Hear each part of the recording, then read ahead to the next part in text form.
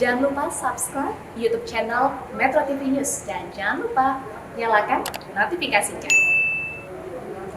Polemik pengambil alihan pucuk kepemimpinan Partai Demokrat dalam Kongres luar biasa di Deli Serdang terus menguat ataupun kedua kubu saling mengklaim keabsahan kepengurusan Partai Demokrat.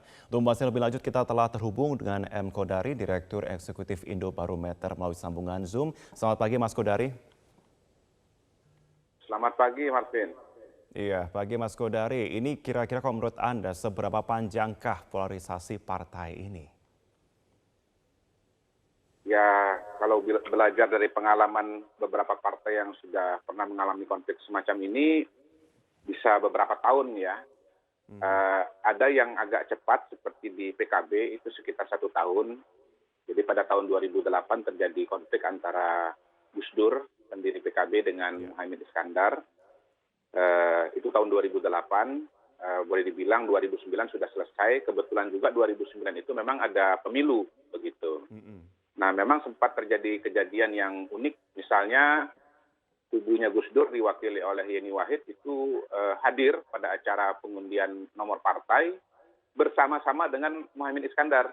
Dan ketika keluar nomor 13 untuk PKB, dua-duanya berebut untuk mengangkat nomor tersebut. Dan akhirnya nomor tersebut diangkat oleh kedua orang tersebut. Begitu. Nah, lalu kemudian ada pengalaman dengan Partai Golkar tahun 2014.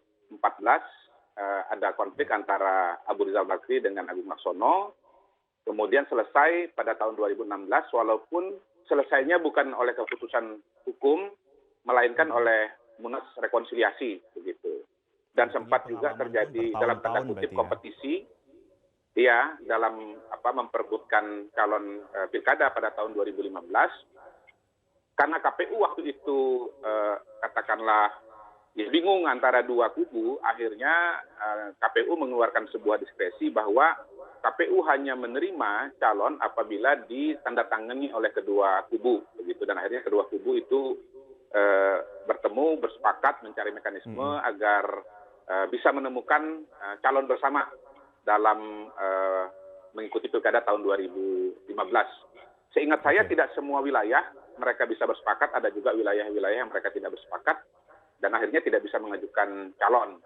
Nah, kalau bicara Partai Demokrat, pada hari ini kelihatannya tidak ada agenda politik besar ya yang akan dilewati dalam waktu singkat.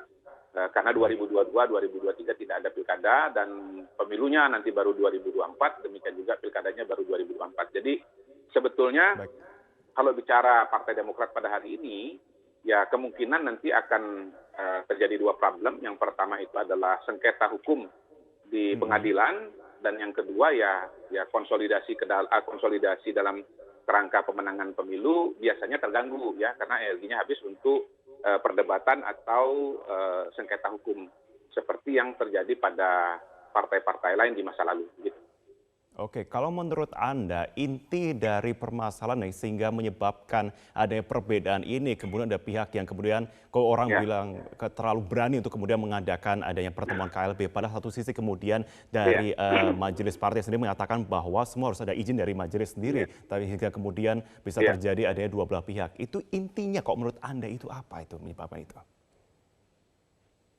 Kalau disebut inti sebetulnya agak sulit ya, karena saya melihat ini adalah akumulasi permasalahan ya, yang saya sebut dalam 3 kategori. Pertama masalah masa lalu, kedua masalah masa kini, dan yang ketiga itu masalah masa depan. Masalah masa lalu itu misalnya kita lihat dari statement Pak Marzuki Ali yang mengatakan dulu waktu partai ini baru didirikan, Pak SBY mengatakan bahwa ini partai terbuka, begitu. Tapi kenyataannya menjadi partai keluarga, gitu. Kemudian ada juga sisa-sisa pertarungan 2010, lalu KLB 2013, yang intinya adalah sebagian besar orang-orangnya Anas Urbaningrum dan Marzuki Ali sebagai katakanlah faksi ya pada saat itu. Kita anggap saja tahun 2010 itu ada 3 faksi, faksi SBY CKS yang diwakili oleh Andi Malarangeng, lalu ada faksi Anas Urbaningrum dan faksi Marzuki Ali. Karena 3 orang ini yang maju dalam Kongres atau Kongres 2010, itu tidak diakomodasi dan tidak terakomodasi begitu.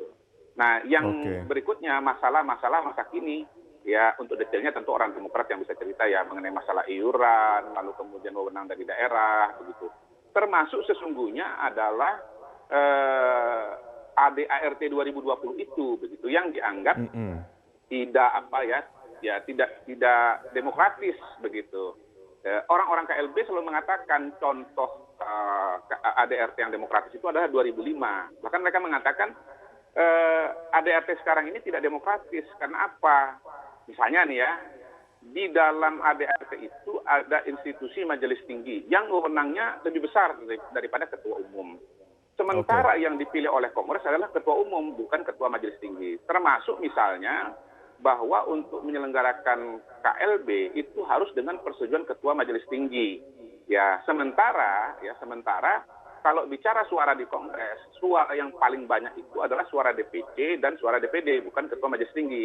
Jadi pertanyaannya sesungguhnya adalah yang lebih tinggi ya di Partai Golkar di Partai Demokrat itu apakah Kongres atau ketua majelis tinggi gitu. Nah, terakhir masalah masa depan adalah soal keyakinan dari para orang-orang Demokrat, apakah betul di bawah kepemimpinan AHY ini nanti akan bisa bangkit, karena tren suara Partai Demokrat di bawah SBY dan di bawah AHY itu kecenderungannya terus menurun dari pemilu ke pemilu berikutnya. Demikian. Menarik Anda mengatakan partai keluarga begitu ya, Mas Kodari. Tapi kalau kita melihat gitu setelah kemudian Anda mengatakan partai keluarga dan juga elektabilitas, tapi memang fakta di lapangan, apakah itu yang menjadi pemicu terbesar kemudian dari terkait dengan elektabilitas dan sosok dari AHY ini belum mampu untuk bisa mendongkrak dari elektabilitas Demokrat ini? Ya, betul. Jadi saya kira memang begini, Pak SBY itu kelihatannya dan sebagian dari pengurus Demokrat melihat bahwa AHY adalah SBY jilid kedua, begitu. Nah, jadi kita tahu bahwa SBY dengan Partai Demokrat, dengan popularitas SBY, kemudian Partai Demokrat meningkat, begitu. Yeah. Tetapi SBY itu AHY dengan SBY itu popularitasnya itu berbeda, gitu ya. Dulu tahun 2003, 2004. SBY popularitasnya dari nomor 2 menjadi nomor 1, begitu ya, angkanya di puluhan persen, begitu. Sementara AHY itu elektabilitasnya untuk sekarang ya, misalnya itu 5%, 4%, bahkan di bawah elektabilitas Partai Demokrat sendiri. Jadi kan nggak mungkin elektabilitas AHY itu bisa mendongkrak suara partainya, ketika suara partainya sendiri lebih tinggi dari elektabilitas dia pribadi, begitu. Nah, memang ada persepsi bahwa AHY ini adalah tokoh yang bisa mendongkrak suara Partai Demokrat. Cuman sekali lagi, ini berbeda dengan SBY. SBY ikut pemilu 2 kali menang terus gitu. Nah, itu. AHY maju Pilkada Jakarta kalah, kan begitu kan. Kemudian ditawarkan sebagai calon wakil presiden kepada Jokowi, nggak diambil. Ditawarkan ke Prabowo tidak diambil juga, begitu. Jadi ya coba bayangkan kalau misalnya AHY ini menang dalam Pilkada Jakarta gitu. Jadi saya kira sih tidak muncul itu ya, pengelompokan politik seperti sekarang ini yang berujung sampai ke KLB, begitu. Jadi sebetulnya soal partai keluarga itu tidak masalah kalau menurut saya, asal legitimasinya itu kuat, begitu. Legitimasinya kuat. Nah, legitimasi ini kelihatannya tidak sekuat itu di Partai Demokrat, begitu ya. Jadi saya bahkan mengatakan begini, SBY itu sepertinya melihat Partai Demokrat itu bagian inheren dari dirinya, sebagaimana mungkin orang yang mengatakan hubungan Bu Mega dengan Partai PDI Perjuangan dan misalnya Pak Prabowo dengan Gerindra, begitu. Nah, ternyata kelihatannya tidak seperti itu ya. Jadi legitimasi seorang SBY di Partai Demokrat tidak sebesar Mega di PDI dan Prabowo di Gerindra. Oke, Gitu. Mas Kodari, singkat saja kalau saya bisa tarik garis merahnya begitu ya, antara penjelasan Anda dan juga fakta di lapangan. Sosok SBY memang berbeda begitu, kuat begitu ya. Tapi kemudian satu sisi ada pihak yang kemudian sangat berani melakukan pertemuan yang dinamakan sebagai KLB, sementara KLB ini sendiri tidak direstui oleh SBY. Artinya kan berarti bisa dikatakan jangan-jangan sosok dari SBY sendiri dengan kemudian diadakannya KLB ini juga tidak sekuat itu sekarang. Dan satu sisi, dan kemudian KLB ini mengangkat dari sosok Muldoko yang bahkan bukan dari Partai Demokrat. Nah, apakah ini sebagai pertanda bahwa ini adalah ada pihak-pihak tertentu yang memang ingin membuka Partai Demokrat untuk lebih lanjut untuk ke depannya berarti? Iya, jadi sebetulnya kalau persoalan legitimasi dan kekuatan SBY itu jangankan sekarang ya. 2010 ketika SBY masih presiden pun sudah lemah sebetulnya. Terbukti ya seperti saya ceritakan tadi, bahwa jagonya SBY tahun 2010 itu Andi Malarangeng itu cuma dapat 82 suara dari 527 suara. 82 suara itu sama dengan 15%. Artinya 85% itu tidak pro dengan SBY gitu loh. Nah, bayangkan dalam situasi sekarang ketika SBY sudah tidak menjadi presiden lagi.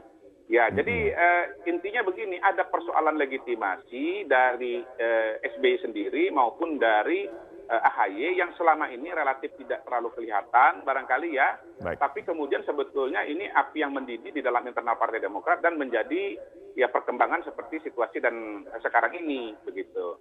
Nah, mereka ini ke Muldoko itu juga sebetulnya menurut saya sih agak mirip-mirip dengan cerita di masa lalu ketika mereka mencari SBY begitu. Kan figurnya mirip ya SBY dengan Muldoko. Ya, tokoh militer, kemudian jenderal, ya bahkan kalau Pak Muldoko itu pernah Panglima TNI begitu. Intinya sih ya ini mencari apa ya, mereka sendiri orang KLB. Jadi orang Demokrat yang versinya AHY mencari SBY jilid 2 dan merasa bahwa itu ada di AHY, sementara yang pro KLB ini mencari SBY jilid 2 dan merasa itu figurnya ada di Pak Muldoko begitu. Baik, Mas Kodari. Kita nantikan ada pertemuan yang akan berlangsung nanti jam 10 dari AHY. Kita akan saksikan seperti apa pernyataannya dan juga keberlangsungan tentunya dari Partai Demokrat ini ke depannya. Terima kasih Mas Kodari sudah bergabung bersama kami dalam Metro Pagi Prime Time. Selamat pagi, Mas.